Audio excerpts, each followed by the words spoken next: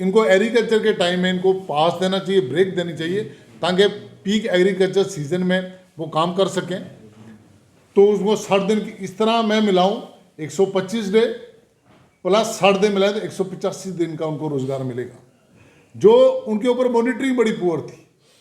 उन्हें कहा कि हम 9% एडमिनिस्ट्रेटिव, 6% से इन्हांस करके एक्सपेंडिचर का 9% एडमिनिस्ट्रेटिव मॉनिटरिंग के लिए फंड्स रखे गए। और इसमें जो एसेट्स बने वो विकसित भारत 2030 उसको ध्यान में रखते हुए किया गया कि भाई परमानेंट स्ट्रक्चर्स गांव में बने, इंफ्रास्ट्रक्चर गांव का डेवलप हो, वाटर की सिक्योरिटी हो आने वाले टाइम में देखते हुए, लाइवलीहुड एसेट्स बने गांव में, लोगों का रोजगार पैदा हो, और जो क्लाइमेट चेंज हो रहा है या फिर जो डिजास्टर आ रहा है उसकी प्रिपेयर्डनेस, उसकी तैयारी के लिए हम गांव में काम कर सकते हैं। एक 4 ब्रॉडर सेक्टर में उन्होंने इसको डिवाइड किया कि उसमें डिफरेंट काम हम कर सकते हैं। पहले काम पंचायत लेवल पे होते थे, अब उन्होंने इसको टेक्नोलॉजी का यूज़ किया कि भाई पंचायत के काम हो, पंचायत के साथ वो काम कोऑर्डिनेट किया जाए ब्लॉक के साथ, फिर डिस्ट्रिक्ट के साथ, फिर नेशनल लेवल के ऊपर। और जब हम प्रधानमंत्री जी का गति शक्ति कार्यक्रम उसके साथ उसे कोलैबोरेट किया ताकि गांव की एसेट्स बने और गांव में विकसित पंचायत बने। जो प्रधानमंत्री जी का विजन है कि वह 2047 में विकसित भारत बने, तो वो कैसे विकसित भारत बनेगा? जब लोगों का लाइवलीहुड मिशन, लोगों को रोजगार मिलेंगे, जो हमारी फैमिली प्रायोरिटी हाउस में उनकी इनकम बड़े प्रायोरिटी हाउस से बाहर आएंगी, जो बीपीएल फैमिली से, लोगों के गांव में पंचायतें विकसित पंचायत बने और 2047 में देश विकसित भारत बने। पर बड़ा अफसोस है, मुझे लगता है कि कांग्रेस को राम जी के नाम से पता नहीं क्या उनको है, जहाँ मंदिर बना था तभी वो मत्था टेकने नहीं गए थे, अपोज करते थे वो लोग। और अब विकसित भारत गारंटी फॉर रोजगार एंड आजीविका मिशन ग्रामीण, इस नाम से भी उनको एलर्जी है। मुझे लगता है कि जो भी स्कीम या कोई एक्ट जो प्रधानमंत्री जी ने इस देश के लिए और इस समाज की वेलफेयर के लिए जो उन्होंने मॉडिफाई किए, हर एक चीज को उन्होंने अपोज किया। मैं आपको 2-3 एग्जांपल देता हूं कि सीए बना कि जो परसीव्ड क्लास है आपकी बांग्लादेश में, आपकी पाकिस्तान में, आपकी अफगानिस्तान में, चाहे हिंदू हैं, सिख हैं, जैन हैं, बुद्धिस्ट हैं, जब उनके वे अत्याचार हो इस देश में आ सकते हैं। वो अफगानिस्तान से सिख और हिंदू हुआ, आज बांग्लादेश की क्या हालत बनी है। उस समय भी इन लोगों ने उसको अपोज किया था, जो कि उन लोगों के फेवर में था इस देश से, जो बाहर लोग परसीव्ड क्लास है, हिंदू लोग हैं, सिख हैं, जैन हैं, बुद्धिस्ट हैं। पर कांग्रेस ने पूरे देश में अपोज किया था इसको। और दिल्ली में आपने देखा कितना लंबा धरना लगा था, कितने राइट्स हुए थे, 370 जम्मू कश्मीर में टूटा, उसको भी कांग्रेस अपोज कर रही थी। जहां वेस्ट पाकिस्तानियों को राइट मिला, इस देश का कॉन्स्टिट्यूशन जम्मू कश्मीर में लागू हुआ, जहां वाल्मीकि समाज को, जहां की बेटियों को उनके राइट्स मिले। इसी तरह अभी ये सर चला हुआ SIR पूरे देश में कि भाई स्पेशल इंटेंसिव रिवीजन बोर्ड्स की, जो लोग इस देश के नहीं है उनकी बोर्ड का नाम, जैसे हमारे होम मिनिस्टर साहब ने कहा कि डिटेक्ट करो, डिलीट करो और उनको डिपोर्ट करो, अपने अपने देशों में बाहर निकालो यहां से। इसका मतलब जो रोहिंग्या जम्मू में रह रहे हैं उनको भी जो कांग्रेस ही प्रोटेक्ट कर रहे हैं, उसको अपोज करके। और जम्मू कश्मीर में ऑलरेडी जो स्कीम थी 19-10 कि 90% सेंट्रल गवर्नमेंट की फंडिंग रहेगी और 10% स्टेट कंट्रीब्यूट करेगी। मैं प्रधानमंत्री जी का बड़ा बड़ा शुक्रगुजार करता हूं, उनका धन्यवाद करते हैं हम लोग कि उन्होंने ये स्कीम ला के कि जो सही मायने में जो गरीब लोग हैं, जो लेबर क्लास है, उनको इसका बेनिफिट मिलेगा। क्योंकि इस स्कीम को उन्होंने डायरेक्टली टेक्नोलॉजी से जोड़ा है। आपको पता है कि 11.5 करोड़ किसानों के अकाउंट में बटन दबाने से 2,000 रुपये की इंस्टॉलमेंट चली जाती है। इस स्कीम को उन्होंने जियो टैगिंग के साथ जोड़ा, इस स्कीम को उन्होंने मोबाइल ऐप के साथ जोड़ा,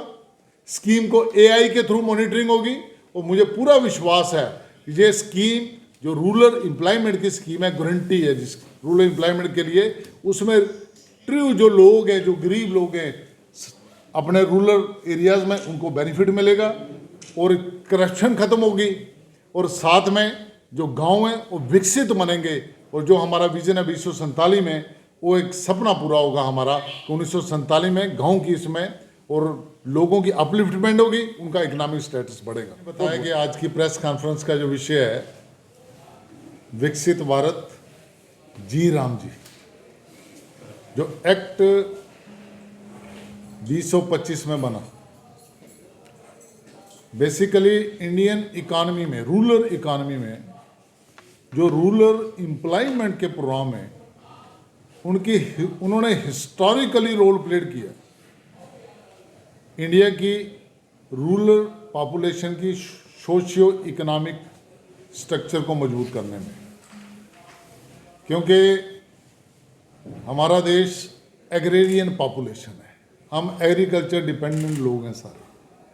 पर जब ऑफ सीजन रहता था उसमें लोगों के सर्वाइवल के लिए ऐसे कई देश में कार्यक्रम चले जो कि रूरल इकॉनमी को, स्ट्रक्चर को मजबूत करें और लोगों के लाइवलीहुड के लिए। इसी तरह 2005 में एक्ट बना नरेगा, और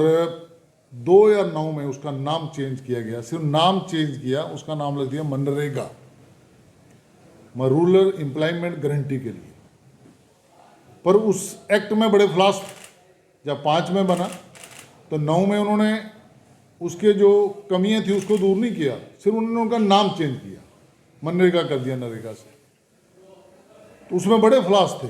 आपने देखा जम्मू कश्मीर में भी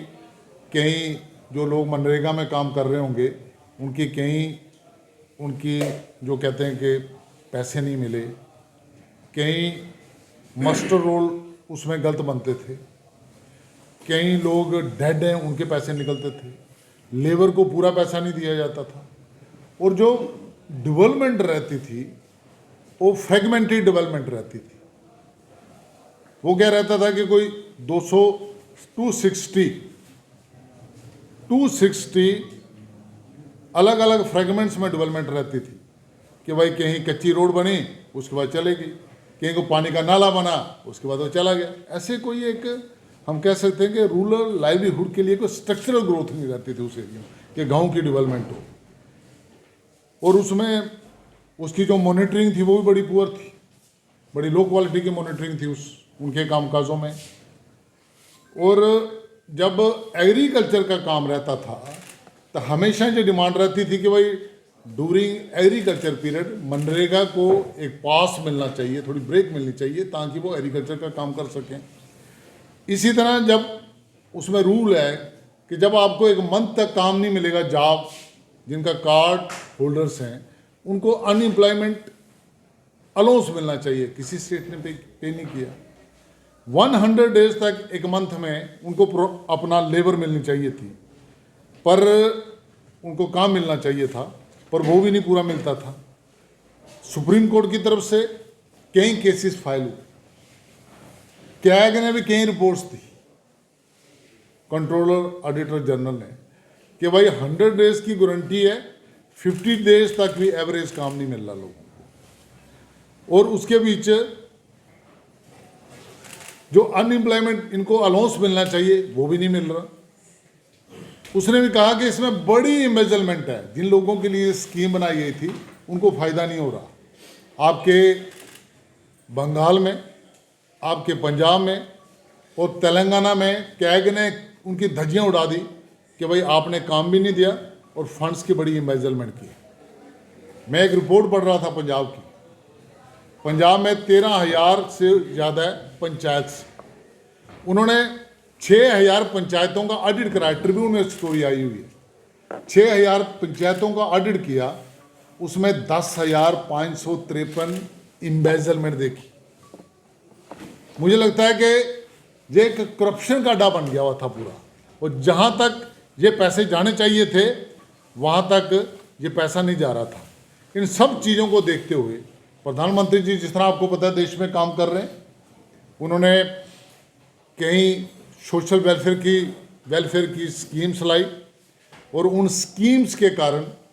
इंटरनेशनली डाटा कह रहा है कि 25 करोड़ लोग गरीबी रेखा से बाहर आए, चाहे वो मकान दिए, उसमें पानी दिया, घरों तक बिजली पहुंचाई, चाहे वो हेल्थ इंश्योरेंस कार्ड दिए उनको, चाहे 80 करोड़ पॉपुलेशन को उन्होंने फ्री में राशन दिया, और कोई चाहे स्टार्टअप शुरू किए, और कहीं जो समाज की वेलफेयर की स्कीम चली, ऊँचे लोगों का इकोनॉमिक स्टेटस बढ़ा और 25 करोड़ लोग गरीबी रेखा से बाहर आए। इस एक्ट की लीकेज को ख़त्म करने के लिए उन्होंने अमेंडमेंट्स की, क्योंकि बार बार जब ये एक्ट बने थे, कई एक्ट आए, जवाहर योजना आई, आप पुरानी हिस्ट्री पढ़ेंगे, डिफरेंट टाइम्स के ऊपर कई एक्ट्स आए इस देश में, तो उन्होंने इसमें चेंजेस की। उन्होंने चेंजेस की, क्या की कि भाई जो सही व्यक्ति है उस तक उसका बेनिफिट पहुंचे। उन्होंने कहा 100 दिन नहीं, 125 दिन गारंटी रोजगार की, विकसित भारत जी राम जी, कि भाई 125 दिन गारंटी रोजगार की, और उसके साथ 60 डेज का पास दिया। पास हुआ कि आप ब्रेक कर सकते हैं as per your region state की रिक्वायरमेंट के हिसाब से, आप जितना मर्जी हो ब्रेक कर सकते, 10 दिन, 20 दिन, 25, 60 दिन आप उन जॉब कार्ड होल्डर्स को आप एग्रीकल्चर के काम में लगा सकते हैं, जब पीक एग्रीकल्चर पे होती, जो लगातार डिमांड उस समय शरद पवार